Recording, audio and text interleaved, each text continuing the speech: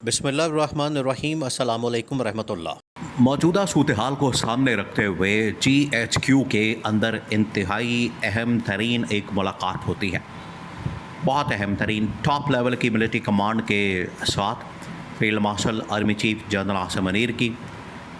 सूरत-ए-हाल बड़ी ख़राब है, मामलात बहुत ज़्यादा बिगड़ गए हैं और अब मसला सिर्फ पाकिस्तान के अंदर नहीं रहा, पाकिस्तान के साथ साथ गिलगित बल्तिस्तान के अंदर भी, आज़ाद कश्मीर के अंदर भी हालात दिन ब दिन बिगड़ते चले जा रहे हैं। और वहाँ पर जो लोगों की जानिब से इमरान ख़ान के हक़ में बात की गई है, इमरान ख़ान की सपोर्ट की गई है, एक तो ये फ़ैसला भी इस्टेब्लिशमेंट के लिए बड़ा हैरान कुन है और उन्होंने अब तस्लीम कर लिया इस बात को कि पाकिस्तान के अंदर इमरान ख़ान जैसे पॉपुलर है, बिल्कुल उसी तरीके से इमरान ख़ान गिलगित बल्तिस्तान के अंदर भी और आज़ाद कश्मीर के अंदर भी पॉपुलर है। एक तो इस बात को तस्लीम कर लिया गया। नंबर 2, 28वीं तरमीम के अंदर जो सबसे बड़ी रुकावट इस वक्त नून लीग और पीपल्स पार्टी बन के बैठे हैं।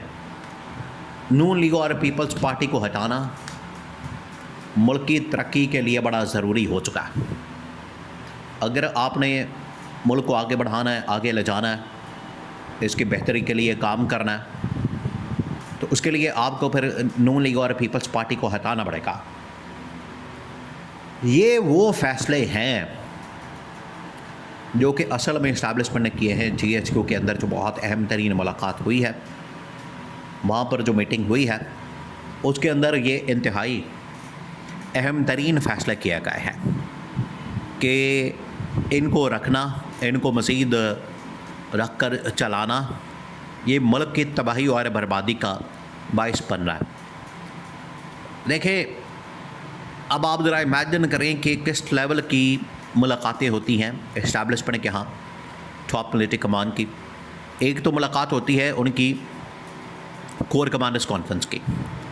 अब जो कोर कमांडर्स कॉन्फ्रेंस है वो हर 4 महीने बाद, 6 महीने बाद, 8 महीने बाद, 10 महीने बाद होती है और उसके अंदर तमाम के तमाम जो इलाके हैं, तमाम के तमाम जो बड़े शहर है, उनकी जो पॉलिटिकल लॉ एंड ऑर्डर की सिचुएशन होती है उसका जायज़ा लिया जाता है।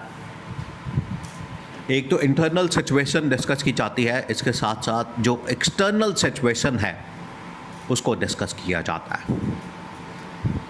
एक टॉप मिलिट्री कमांड बैठती है, मुलाकात करती है, वो हर हफ्ते 2 हफ्ते बाद, और सिचुएशन का जायज़ा लिया जाता है। इस बार जो मिलिट्री कमांड बैठी है, उन्होंने जो बजट इस वक्त आ रहा है,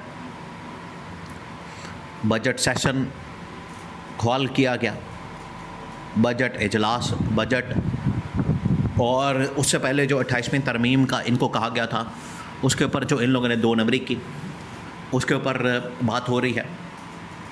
तो बजट सेशन, इसके अलावा 28वीं तरमीम, आगे गवर्नेंस मॉडल, और इसके अलावा जो बड़ी तब्दीलियां करनी है उसके लिए टॉप मिलिट्री कमांड बैठी, उन्होंने मुलाकात की, उन्होंने मीटिंग की और उसके अंदर ये 2-3 बड़े फ़ैसले किए गए हैं और आने वाले दिनों में वो फ़ैसले आपको इम्प्लीमेंट होते नज़र आएंगे। नंबर 1, उसके अंदर जो पहला बड़ा फ़ैसला किया गया, वो फ़ैसला अब समझिए कि पत्थर पे लकीर है, उस फ़ैसले को अब कोई नहीं टाल सकता, उसको अब कोई भी डिले नहीं कर सकता। वो फ़ैसला ये है कि सबसे पहले 28वीं तरमीम को मेक श्योर किया जाए और 28वीं तरमीम हर हाल में करनी है। इसमें किसी किस्म का अब डिले बर्दाश्त नहीं किया जाएगा। बजट बुला लिया जाए, बजट पेश कर दिया जाए, बजट सेशन बुला लिया, पेश करने के बाद जैसे ही बजट पास हो जाए, बजट के ऊपर अप्रूवल आ जाए, उसके फ़ौरी बाद आपने क्या करना है, 28वीं तरमीम के ऊपर अप्रूवल लेनी है, दस्तखत करवाने हैं, पास करवाना है। और उसके लिए कुछ भी करना पड़े, ये अब इस्टेब्लिशमेंट का फ़ैसला, पत्थर पर लकीर, हतमी फ़ैसला जो टॉप मिलिट्री कमान का है, उन्होंने क्या है, कुछ भी करना पड़े ये हमने करना है। और उसके अंदर 2-3 चीज़ें ये आपने नोट करनी है। एक तो ऐवान सदर के अंदर तब्दीली और गवर्नमेंट की तब्दीली, नंबर 1। नंबर 2, सूबों को तकसीम करना। नंबर 3, इस तरह का मॉडल बनाना कि आवाम को डिलीवर किया जा सके। एक ये फ़ैसला हुआ है।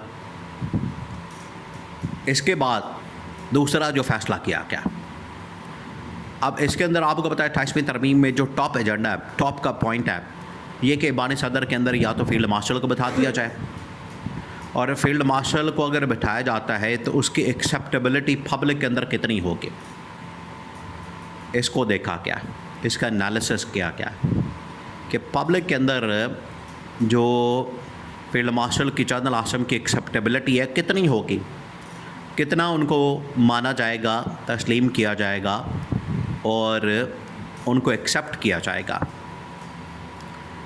अगर ये अब टेस्ट लगाया जाएगा आने वाले दिनों में, हो सकता है रेफरेंडम के ज़रिए इसका फ़ैसला किया जाए, या फिर पब्लिक सर्वे, पब्लिक पोल, और जो इनकी बड़ी ही अहम तरीन इंटेलिजेंस इंफॉर्मेशन और रिपोर्ट्स होती हैं, उनके ज़रिए से पूरे पाकिस्तान के अंदर इस चीज़ का सर्वे किया जाए कि जनरल आसिम की बतौर सदर एक्सेप्टेबिलिटी कितनी है। अगर तो मामला ना की तरफ जाता है कि लोग नहीं मानते कि हमने जनरल आसिम को सदर नहीं मानना, तो फिर इमरान खान को सदारत की ऑफ़र दी जाए। यह फ़ैसला सामने आया कि इमरान खान को सदारत की ऑफ़र कर दी जाए, इमरान खान के साथ डील बनाई जाए, इमरान खान की ना सिर्फ रिहाई के ऊपर काम किया जाए बल्कि इमरान खान को सदारत की ऑफ़र दी जाए।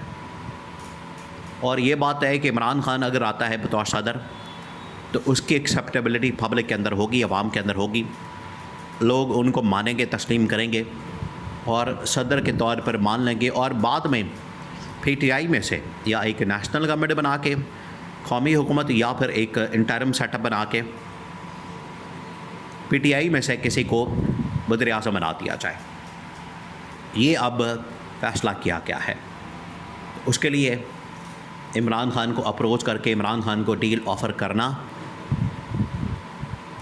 और एक पूरा पैकेज इमरान खान के सामने रखना, ये एस्टैब्लिशमेंट का ग्रीन सिग्नल आ गया है।